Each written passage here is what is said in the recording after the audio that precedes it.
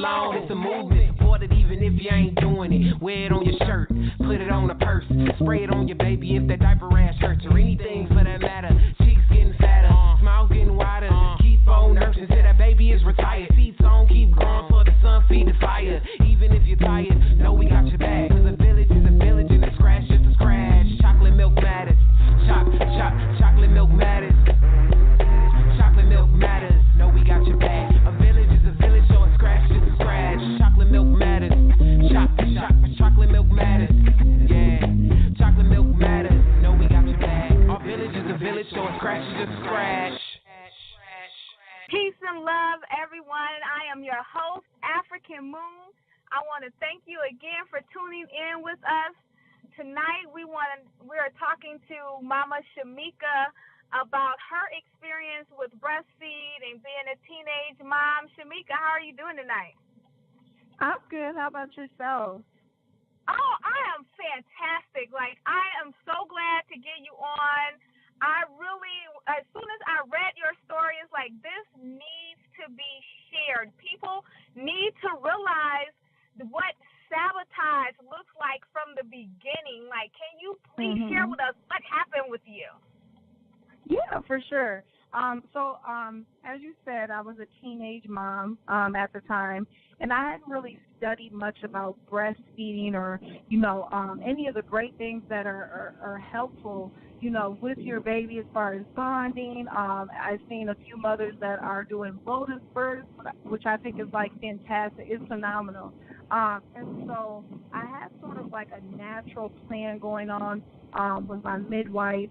And I kind of let her know, hey, I was reading up.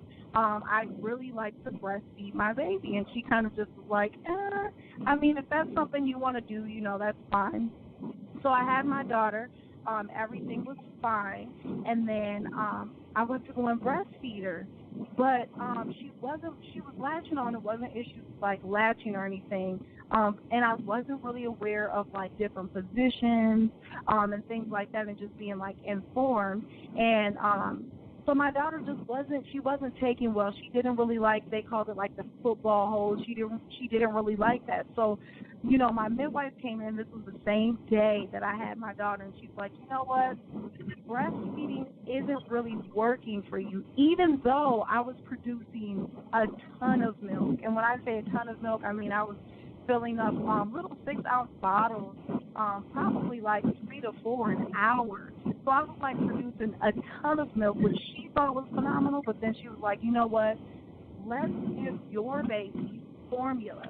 Just popped it right in her mouth. Didn't really even give me an option to say, no, I want to do the breastfeeding route. But then she turns around and says, how about this? Since your baby isn't working well with the, breastfeeding, and we've got the formula started, that other milk that you've got, let's give that milk away to the NICU, to the other sick babies.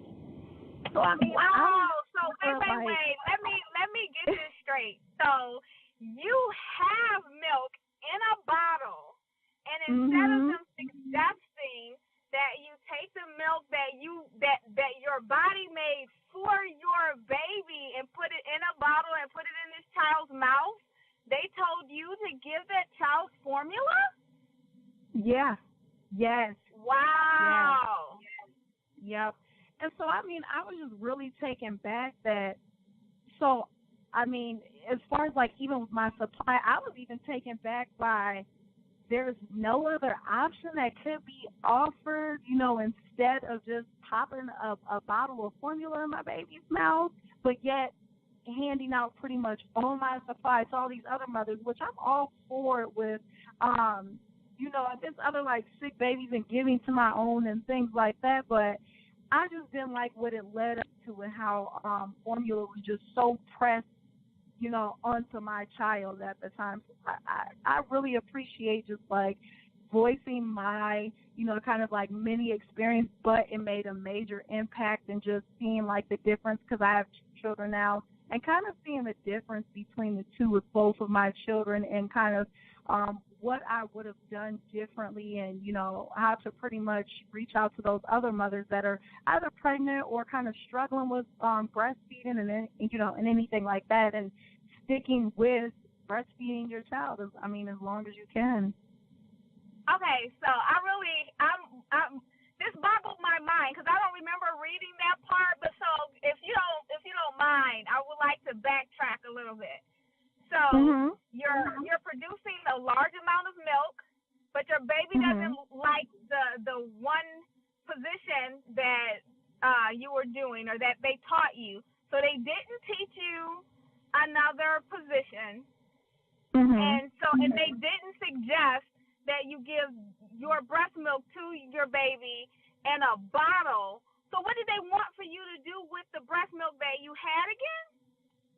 Give it away to the babies in the NICU. And this was actually coming, so the very first day that my midwife stepped into the room, and I was telling her that, hey, I was kind of getting, you know, I'm a first-time mom, so it's kind of overwhelming because I really want to have, you know, kind of that bonding moment with my baby and just giving her breast milk. And it was actually a breastfeeding specialist that she referred to me because she's like, oh, maybe it's a lactation thing. And I'm like, no, I don't think that's it, because she was latching on at first. And then shortly after that, she just kind of stopped for the next feeding. And I was like concerned, like, oh, my gosh, she's not eating, like, what's going on? And, you know, I was like, why can't I even ask her? I was like, we can't put my breast milk in, like, bottles or nothing. She's like, oh, there's a ton of babies, and this was supposed to be something that was supposed to be new, where they were doing this thing where other moms could, like, donate their breast milk to the NICU. So I don't know if maybe that's why she was so pressed about it or something. I'm not really sure. With me being a teen mom, if you're not educated, then you will not know, pretty much, is what I got from that situation. So that's so infuriating. So it sounds like they sort of sabotage your relationship with your daughter in order to get more breast milk to the NICU babies. Oh, yeah. So I'm double working. I'm pumping for babies that are ill, and I'm also feeding my baby at the same time. Like, it doesn't make sense. Oh, wow. I'm so sorry that happened to you. Would you mind? So now this was at a hospital, and what year was this? What year did this happen? This was in 2007. Wow. So just 10 years ago. That's something in itself. But then you said you had a midwife. So I'm glad that we're having this conversation, because I'm all about, telling moms that they need to get midwives, but all midwives are not created equal, right? Because you had a midwife, but that midwife was not doing the work that she needed to do to ensure your relationship and your child's health and your health. Like, she was really concerned more about getting that breast milk to that next child. That's kind of infuriating. Oh, it is. It definitely is. And I chose a midwife for a reason. They seemed like they went well with, like, what kind of birthing plan, and I just like the entire idea of having a midwife. It just seemed more personable to me. Right. It's aside from the breast milk part, even like my birth plan, I won't get too deep into that, but even following my birth plan, they have you sit here and write out your birth plan and, oh, what would you like to do in your birth plan?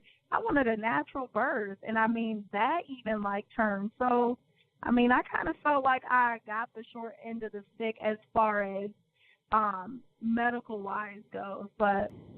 Okay, so I have one more question for you. You talked about the fact that your eldest child was formula-fed and your second child was breastfed, and that you can see the difference. Can you explain what that looks like? Always sick. Always in the hospital. Ear infections, nose, whatever. My youngest daughter, I can think of, she's 8 years old. And she'll be 9 next month, actually. I can think of maybe 3 times that she's been sick. Maybe. And that's ballparking it. We'd like to thank Shamika for joining us and sharing her story and sharing the importance of doing your research, finding out your midwife, what's her backstory, finding out information about the hospitals that you're going to visit, because everything and everyone is not created equal. Everyone does not have your best interest at heart. So find that person that not just has the title of midwife, but actually lives the life of a midwife. And now for our next guest, Kenya K. Stevens. If you do not know this lady, then I am telling you, you are missing out. She is phenomenal, talking to women about standing in your power, embracing your sexuality, embracing your beautiness, embracing your womanhood. Without further ado, Kenya K. Stevens, are you with us? Oh, sure. Yeah, I have 3 children. I lived in Washington, D.C., where the tub was not legal to have the baby at home, but I had 3 home births without the tub and got my own shower. And I never did the medicine route. I did 3 home births. They were orgasmic births. I enjoyed them very much. They were very, very pleasing to the senses. I love giving birth.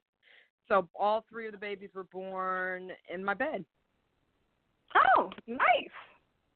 Nice. I love that. So I had my last child at home, and that was so empowering. Like, wow, every woman should have their child at home. You should know what that feels like to sit inside that power.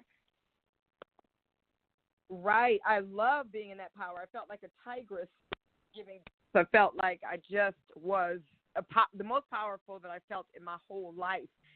To be able to withstand the movements of the body and the contractions and feel like you've never felt before, but not be afraid to move with it, to trust. So that was really the synonym for my birth, trust. Absolutely. So you know what? So I sent you a couple questions that I wanted to ask during our interview, but something came up yesterday, and I hope you don't mind me veering off just a tad, but that the post about the Me Too that popped up yesterday, and I read your comments to the Me Too, and I really would love for you to share that your statements that you made on your Facebook page today. Oh, my gosh, yes, I love it. And, I felt like there were persons who might think this is not empathetic, but, I've been raped and molested and put through the ringer of people touching my body in ways I don't want, and comments and nastiness, and men who feel like they should do whatever they want. I understand that, and I have the greatest amount of empathy for that, and I've had to release that pain through venting and sharing my story and processing and doing the work that we do here at Juju Mama. That's what we do all day long for 12 years, is help people process, vent, and move through their pain and turn it and transmute it into power. So that's all I was talking about. I said, this is something that once you move through and vent about it, let's move into power. Let's create structures that actually disintegrate the idea of molestation and rape. And let's end the rape culture by pulling out the rug from right underneath it. Like, what are we doing? There, to me Too is not strong enough. Like, yeah, me too. It's almost like a whisper. Me too. It's happening to me too. No. Step up into your power and realize that women can change any of this stuff. We can change the entire substructure underneath it. The substructure underneath it is ownership. Pussy or vagina as commodity. Like, I can own you. That's what marriage is. That's what relationships is. And we accept it. We accept that men choose us. Oh, I want to get chosen. We're waiting around to ask somebody to ask us to marry them. Are you really serious? We birthed them, not the other way around. We're choosing them. We have to open our gates to them. So what are we talking about? I love that. I love that. I love that. So the fact that I've said that on my Facebook page, and that gets a lot of pushback when I tell people that I'm not a feminist. I'm not a feminist. I don't want to be equal to men. I gave birth to men. We gave birth to men. So we should not be seeking to be equal to that we gave birth to, right? So I love that you said that. But how did you find that power? How do you find that? When I talk to women, they all seem to be a little defeated, and I know that comes from years of programming and generations of programming. Like, how do you find that power within yourself? Again, this is the work that we do at Juju Mama's Love Academy. For 12 years, we've developed tools, lacing, for instance, that can end any pattern or any program that you have running. So I had a program running that men ignore me, okay, because my father ignored me because he was mad at my mother, because my mother was a domineering woman, because we came out of slavery and women had to do everything, right? So, of course, she was domineering. So what he did, my dad, was he shrank back, and he started to ignore us, so that my mom would be it was passive aggressive to get my mom back for being aggressive, okay? So I thought in my head that men ignore me. So what I did was develop a system called lacing that really deprograms you. So I deprogrammed from the pain of rape. I deprogrammed from the pain of having a father who ignored me. I deprogrammed from the idea that my pussy should be owned by a man. I deprogrammed these things. This is what we do every day. And I know a lot of people are afraid of Juju Mama Love Academy because it does empower women to say, I don't need to be owned to feel secure. I don't need your ownership to feel secure. Does that mean we don't want to be married? Does that mean we don't want to make love to men? No, I have 5 men that I make love to on a regular basis. Okay? What I'm saying is that I have decided what my paradigm is going to look like because I deprogrammed the conditioning that says I'm not supposed to. I love you understand? that.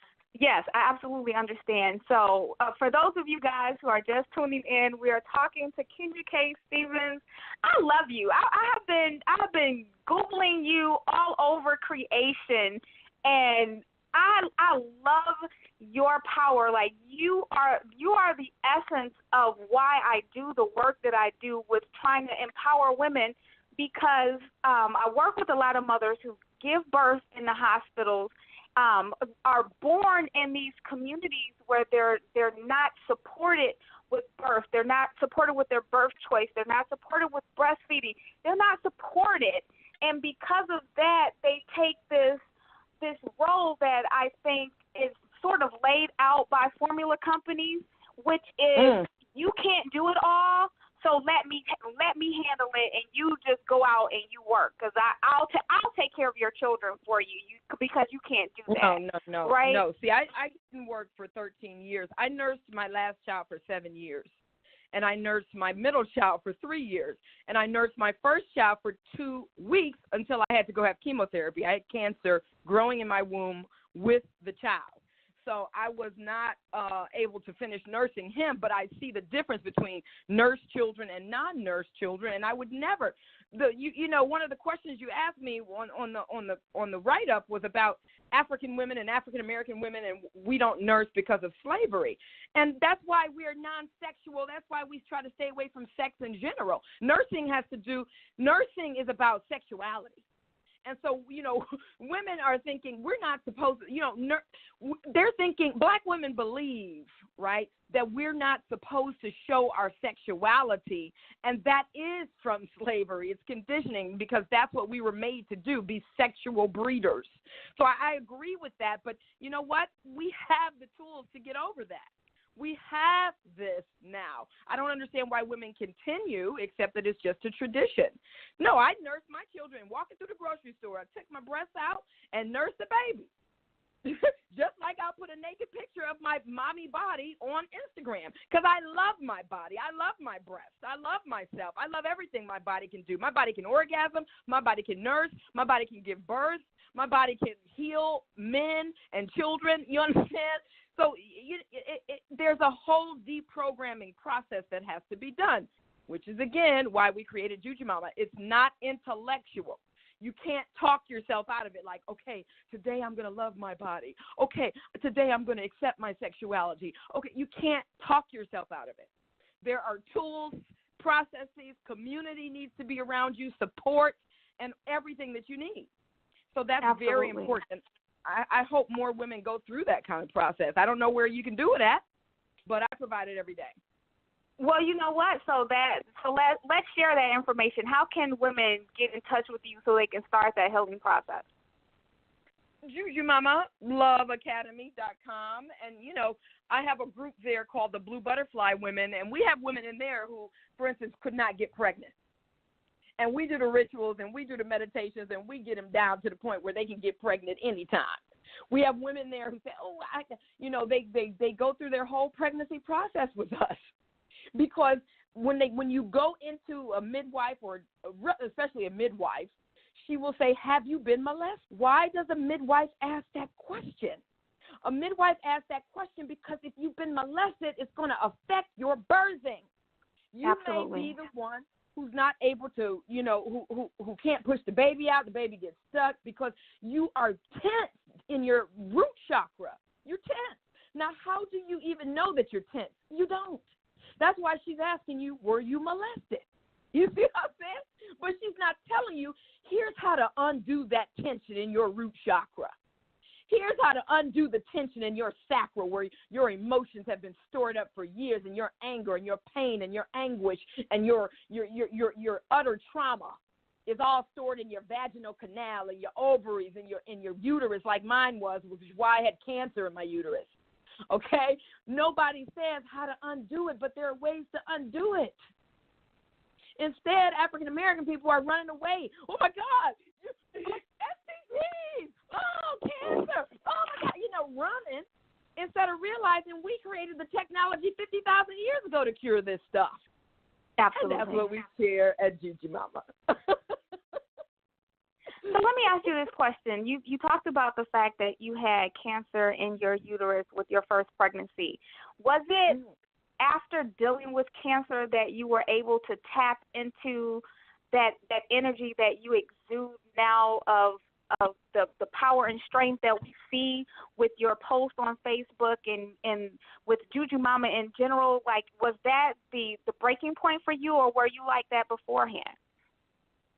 No, I think I was rebellious prior, and I was raised by a father who's a Black Panther and a mother who's a hippie and a dancer, and they made me a powerful person. And so I was able to birth at home at 23. I knew I was never going to go to the hospital. In fact, if I had gone to the hospital, they would have made me abort and treat the cancer. So luckily, I had decided out of my rebelliousness that I wasn't going to have an ultrasound. They're not touching my baby. They're not touching my body. And so I just had the baby. My midwife kept saying, where is the report from your ultrasound? I said, I didn't get an ultrasound. And she said, what is wrong with you? I said, I don't want it. I don't want that. I don't know what that sound is going to do to my baby. I was that type of woman at age 23. Right. But the deal is, yes, after the cancer, it put me on mission. They said you're dying because you want to basically, you're not cultivating your feminine. You're not cultivating your sensuality. You're doing everything through force. You're doing everything through the masculine, and you have got to cultivate your sensuality and your spirituality, and that's what I did.